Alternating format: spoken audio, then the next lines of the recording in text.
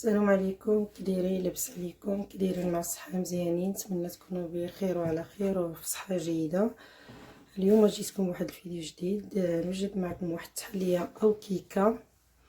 تبعوا معايا المقادير. هنا عندي يطرو ديال الحليب، وهنا عندي 5 المعالق ديال المايزينا. تقدروا تعوضوها بكريم باتيسري يجي عاد احسن. انا عندي هنا غير يعني النشا، وعندي 3 المعالق كبار ديال الزبده غادي ندوبها، وعندي هنايا واحد 2 حامضات عصرتهم يعني صغار وحكيتهم تقريبا نص كاس، وعندي هنايا السكر الخشن، وعندي هنا 2 بيضات متوسطات، وعندي هنايا يعني القشور ديال الحامض اللي حكيتهم عاد عصرتهم، وعندي وحده ديال الفاني 8 غرام، وعندي قبيصه الملحه، وهنا عندي قيطه او كيكس يعني ديال ماريا، عندي وحده يعني طحنتها مزيان في الطحانه.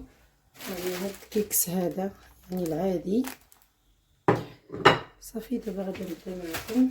غادي ندير هنايا سكر سنيده، ونرد الحليب يسخن. عندي يطرو يعني 5 الكيسان ديال هاد الكاس هذا ديال الحليب. بسم الله. وغادي ندير هاد قشور الحامض ونخلط الكل مزيان. صافي غادي نخلط هاد السكر مع الحليب مزيان مع القشور ديال الحامض، وغادي نرد الحليب يسخن في القلبوطه. غادي ندير معكم المرحله الثانيه ديال القيطه، يعني غادي ندوب بالزبده، غادي نخلطها معكم. صافي هنا شعلت البوطه، غادي نرد الكاسرونه ديالي هنا في البوطه تسخن، وغادي ندوب الزبده ونتلاقاو. صافي انا هنا بعد ما دوبت الزبده كيف كتشوفوا معايا، هنا عندي كي قلت لكم قيطه يعني كيكس. غادي نديرو في واحد الاناء، يعني انا درت هذا القياس هذا، درت يعني هاد الحبه كامله يعني باكيه كيف كتشوفوا. دابا غادي نكب الزبده ونخلط هاد الشيء مزيان كيف كتشوفوا. دابا غادي نخلط هاد الكيكس مزيان مع هاد الزبده اللي دوبت، وغادي نديرها في المول نقادها مزيان ونخشيها يعني في المجمد يعني تبرد.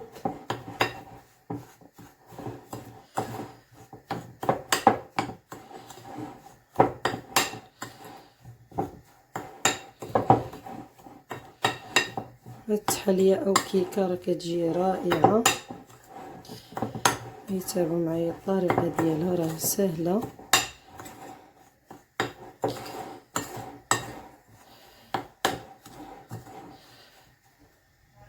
انا كيف كتشوفوا بعد ما خلطتها مزيان، انا هنا عندي واحد المول غادي نديرها فيه، وغادي نقرصها مزيان كيف كتشوفوا. نزيدها شويه مع الجناب، نديرها متساويه، نقادها مزيان، عاد نبدا كنبرك عليها بالمعلقه.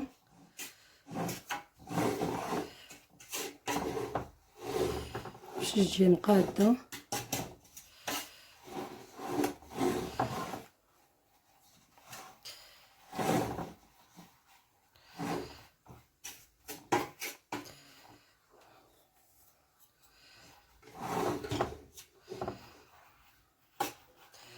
شي ما يجي غليظ شي ما يجي رقيق، يعني يجيو مقادين.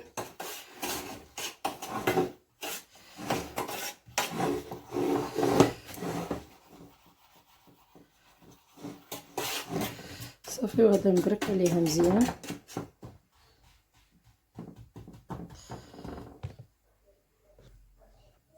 كيف كتشوفوا معايا بعد ما يعني ضغطت عليها مزيان وقاديتها، كيف كتشوفوا كنقاد حتى الجناب ديالها.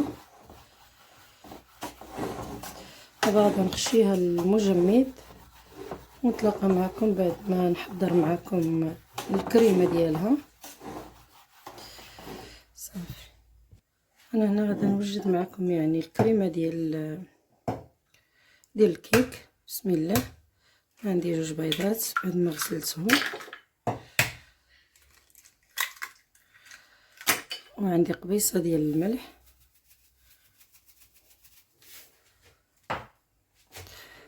وعندي مايزينا، وعندي فانيلا. نخلط هادشي مزيان، ونخلط هادشي مزيان بالضراب يدوي. بالنسبه للحامض غنخليه هو الاخر باش ما يخسرش ليا الحليب.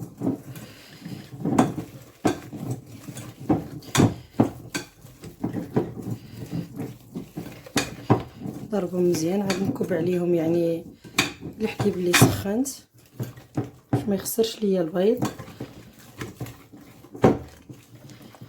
كنضرب هاد البيض مزيان.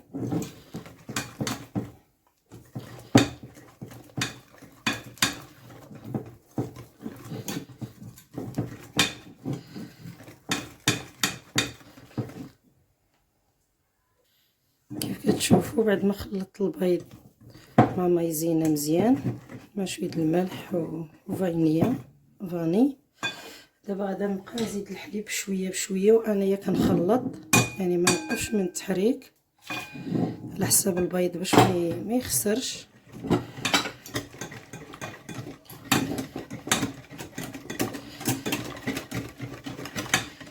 كنخلط كلشي عاد كنديرها فوق البوطه باش كتعقد.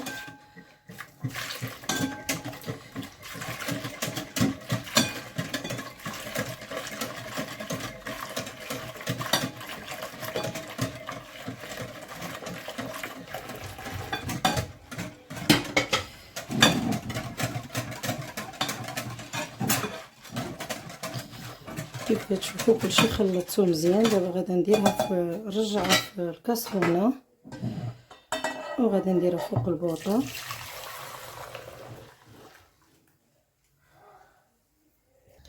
كيف كتشوفوا هنا شعلت البوطه.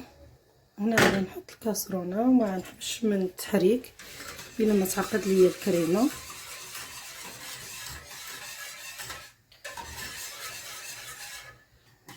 كيف كتشوفوا الكريمه ديالنا هي بدات كتعقد.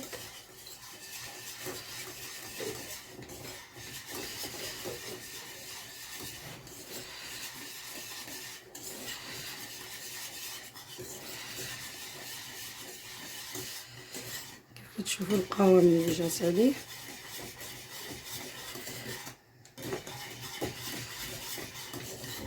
ما تحبسوش من التحريك باش ما تلكتش ليكم.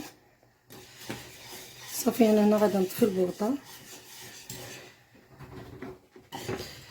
صافي انا هنا طفيت البوطه. عاد غادا نضيف هذاك الحامض اللي معصر. ضروري ما تحركوه مزيان. كيف كتشوفوا معايا دابا غنضيف عليها هذاك الحامض باش ما يخسرش ليا الحليب. عاد كنديرو حتى الاخر.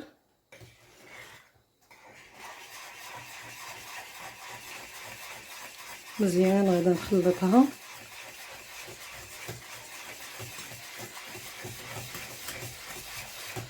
كتشوفوا الكريمه ديالنا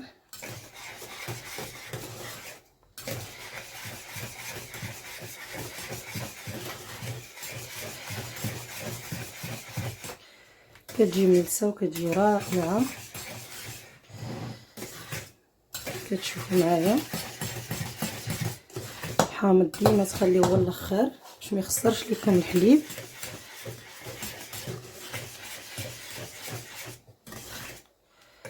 صافي انا هنا غادي نجبد المول ديالي يعني من المجمد وغادي نخوي عليه هذا مباشره ونخشيها واحد تقريبا ساعه وهي في الثلاجه بحق نخليها فوق سطح العمل واحد 5 دقائق حتى 10 دقائق، يعني باش تحيد منها ديك الحماوه. غادي نخشيها للثلاجه. صافي كيف كتشوفوا معايا جبت المول ديالي. دابا غادي نخويها. بسم الله.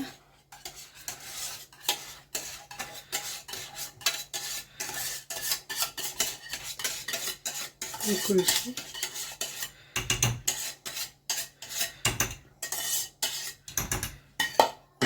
قادها.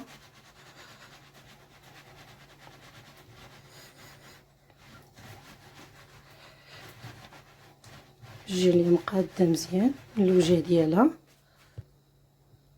كيف كتشوفوا انا مقاده يعني بالمعلقه باش ما تجينيش باين هاد يعني معوجه ولا.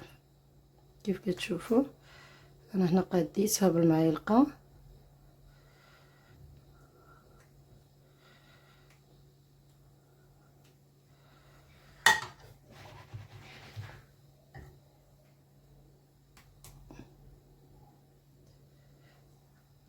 انا كيف كتشوفوا بعد ما قاديتها دابا غادا نخشيها للثلاجه بعد ما تبرد يعني فوق سطح العمل واحد 10 دقائق، ونخشيها للثلاجه تبرد ونتلاقاو بعد ساعه. هانتوما كيف كتشوفوا التحليه ديالنا بعد ما بردات خليتها تقريبا ساعه الا ربع. وهنا غادا نزينها يعني بالقرقاع وبالحامض كيف كتشوفوا معايا. دابا غادا نفتحها ندير تحتها واحد الطبسيل وغادا نفتحها. كيف كتشوفوا معايا بسم الله هي راه دغيا كتحل مع الجناب.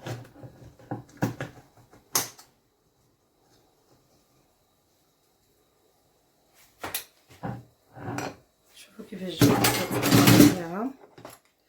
دابا انا هنا غادا نزينها معاكم.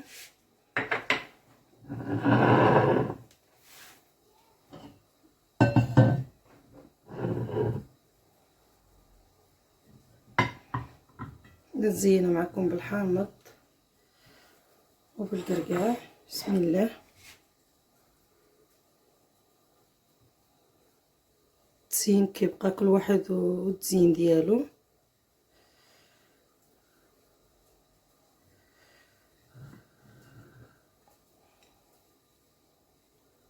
كل واحد كيبقى الاختيار ديالو.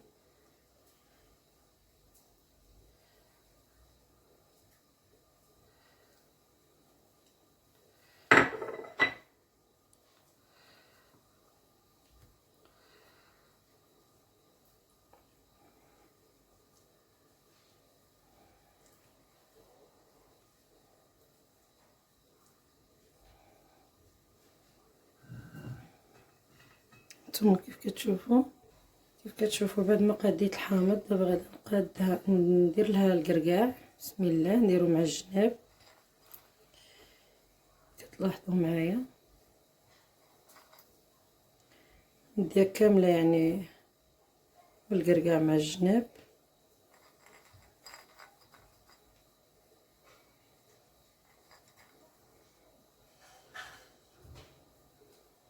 هذه الكيكه ديالنا بعد ما كملتها بالتزيين كيف كتشوفوا معايا جات رائعه. انا قلت لكم التزيين كيبقى اختياركم. كيف كتشوفوا معايا نبدا نقطعها معكم باش تشوفوها اكثر. المهم ندورها لكم تشوفوها. الا عجبتكم بارطاجيوها مع صحابكم مع كاع معارفكم وديروا لنا جيم وضغطوا الجرس باش يوصلكم كل ما هو جديد. المهم دابا هنا نقطعها معكم بسم الله.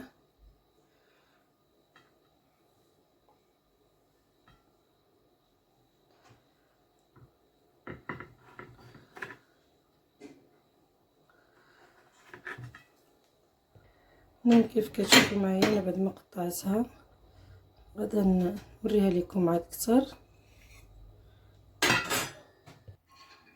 كيف كتشوفوا معايا الطريقه اللي جات عليها رائعه.